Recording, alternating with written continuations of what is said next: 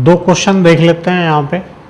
पहला क्वेश्चन है कि एक वायर था जिसका रेजिस्टेंस था 4 ओम, उसको हमने सर्कल की फॉर्म में कन्वर्ट कर दिया, बेंड कर दिया, और दो डायमेट्रिकली अपोजिट पॉइंट के बीच में हमें बताना है रेजिस्टेंस कितना होगा। तो ये पॉइंट है ए और ये पॉइंट है बी, इसके बीच में बताना है। अब क्योंकि डायमेट्रिकली अपोजिट है तो आधा वायर यहाँ होगा, आधा वायर यहाँ होगा। पूरे वायर का रेजिस्टेंस था 4 ओम, तो इसका कितना हो गया 4R, तो इसका हो गया 2R, इसका भी कितना हो गया 2R। तो सर्किट कुछ ऐसा बन गया, ये हो गया A और ये हो गया B, ये 2R और ये 2R। हम जानते हैं जब पैरेलल में होता है तो हम फॉर्मूला क्या लगाते हैं, R is equal to R1 R2 R1 plus R2, तो 2R इंटू 2R ये हो जाएगा 4R। तो आंसर क्या आ गया R। तो ये समझ में आ गया। तो इसके बीच में जो रेजिस्टेंस होगा वो R के बराबर आ जाएगा। ठीक है, सेकंड क्वेश्चन करते हैं। ये हो गया क्वेश्चन नंबर 1। क्वेश्चन नंबर 2, एक सर्किट हमें गिवन है, उस सर्किट में एक रेजिस्टेंस ये है, एक ये है, एक ये है, हमने नाम दे दिया, इसको कह दिया A B C D E। ठीक है, हमें बताना है करंट कितना फ्लो करेगा इस सर्किट के अंदर।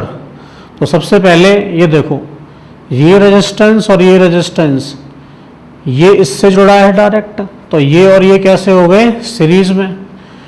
तो फिर हम इसको ऐसे लिख लेंगे, ये 30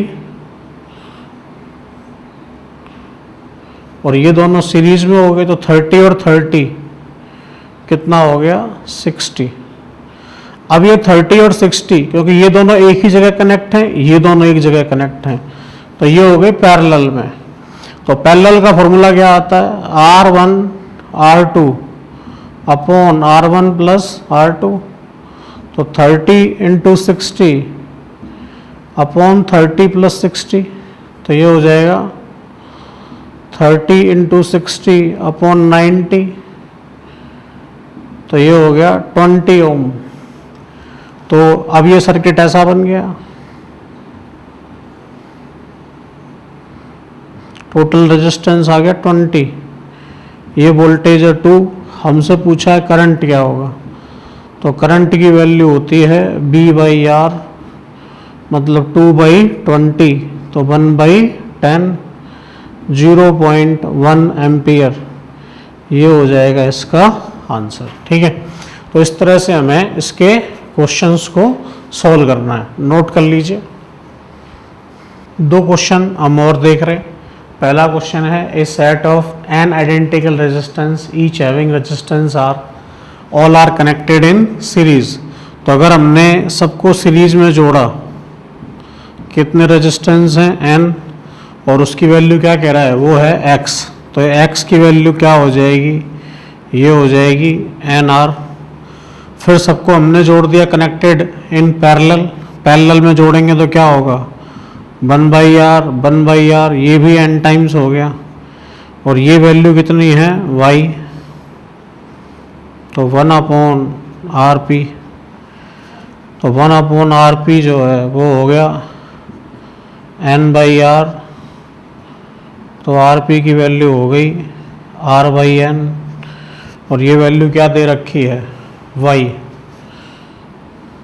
ठीक है, पूछा है x y क्या होगा, दोनों का मल्टीप्लाई कर दो, तो x y की वैल्यू क्या होगी, ये होगी NR इंटू R/n, तो n ऊपर चला जाएगा, क्या हो जाएगा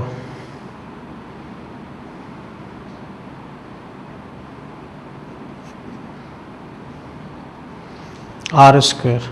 ठीक है, समझ में आ गया। नेक्स्ट, दूसरे में पूछा है कि वोल्ट मीटर की रीडिंग क्या होगी। तो देखो 2 और 4 6 और 2 8, क्योंकि तीनों कैसे हैं सीरीज में है, सीरीज में रेजिस्टेंस जुड़ता है, तो सर्किट जो है वो ऐसा बन जाएगा 2 ओम, ये 8 ओम था ही, और फिर ये 2 ओम, और ये तीनों जुड़ के वापस क्या हो जाएंगे, 8 ओम। 8 ओम और 8 ओम, अब ये दोनों कैसे हो गए, पैरेलल में। तो 8 और 8 कैसे हो गए, पैरेलल में, आधे। तो आधा हो जाएगा तो सर्किट कुछ ऐसा बन जाएगा। 8 और 8 हो गया 4 और 2। अब ये 2 4 2, ठीक है, ये हो गया। फिर से सीरीज में 8 हो गया, तो 8 हो गया तो ये बनेगा 16।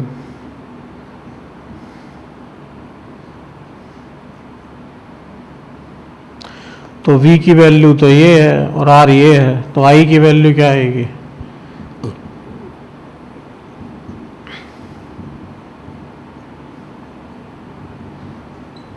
2 एम्पियर।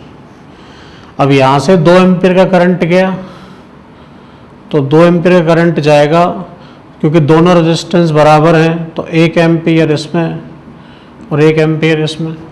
और अगर इसमें 1 एम्पियर का करंट आएगा तो इसके अक्रॉस पोटेंशियल का ड्रॉप क्या होगा, पोटेंशियल का ड्रॉप होता है V is equal to I R. I की वैल्यू कितनी, 1, आर की वैल्यू कितनी, 4। तो वोल्ट मीटर की रीडिंग कितनी, 4 वोल्ट। This is answer. ठीक है, तो सिंपल सीरीज कॉम्बिनेशन करके हम इसका इस तरीके से आंसर फाइंड आउट कर सकते हैं। नोट कर लीजिए, ये क्वेश्चन हमने देख लिए। अब हम देख रहे हैं एक स्पेशल कंडीशन। जैसे अगर मान लो हमें 3 रेजिस्टेंसेस इस तरीके से दिए हुए हैं, ये R1, ये R2 और ये R3। अगर आपको याद हो तो ऐसा कुछ कॉम्बिनेशन मैंने आपको कैपेसिटर में भी पढ़ाया था, और मैंने ये कहा था कि A और B के बीच में अगर हम इसको रीड्रॉ करेंगे तो तीनों कैसे आ जाते हैं, पैरेलल।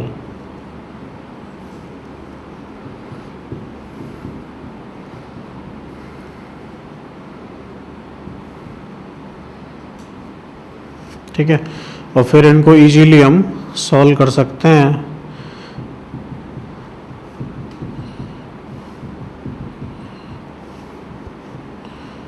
इसी तरह एक कंडीशन होती है व्हीटस्टोन ब्रिज कंडीशन, वो मैंने आपको कैपेसिटर में पढ़ाई थी, यहाँ भी पढ़ लेते हैं। व्हीटस्टोन ब्रिज, अगर मान लो रेजिस्टेंसेस R1, R2, R3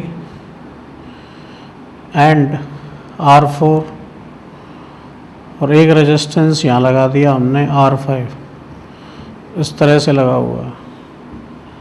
ठीक है, और अगर R1 by R2 is equal to R3 by R4 है, तो जो R5 है उससे कोई करंट पास नहीं होगा। कोई करंट पास नहीं होगा तो ये हट जाएगा यहाँ से, और ये अगर हट जाएगा तो ये कुछ ऐसा बन जाएगा। फिर R1 और R2 ये हो जाएंगे R3 और R4।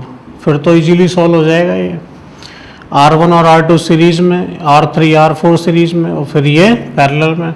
इजीली इसका आंसर हम निकाल सकते हैं। एग्जाम्पल सॉल्व कर लेते हैं इसका एक। मान लो अगर ऐसा होता कि एक रेजिस्टेंस होता 2 ओम, ये 4 ओम,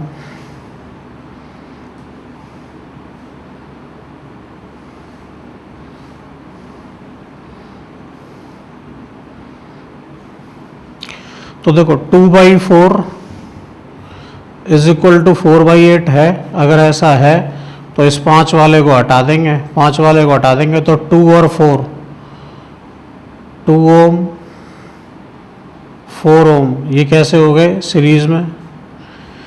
इधर 4 ओम एंड 8 ओम, ये भी सीरीज में। 2 और 4 तो ये हो गया 6 ओम, और 4 और 8 ये हो गया 12 ओम। फिर हम लगा देंगे 6 × 12 अपॉन 6 + 12, तो 6 इंटू 12/18, तो इसका आंसर आ जाएगा 4 ओम। तो डायरेक्ट हम इसको इस तरीके से सॉल्व कर सकते हैं। तो आई होप आपको ये समझ में आ गए होंगे।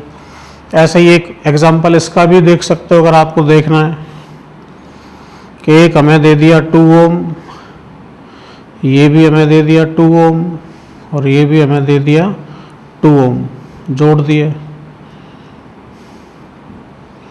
ठीक है, तो तीनों कैसे पैरेलल में 1/2 1/2 1/2 क्या हो जाएगा, यह आ जाएगा नेट रेजिस्टेंस 2/3। तो ये इसका आंसर, नोट कर लीजिए उसको।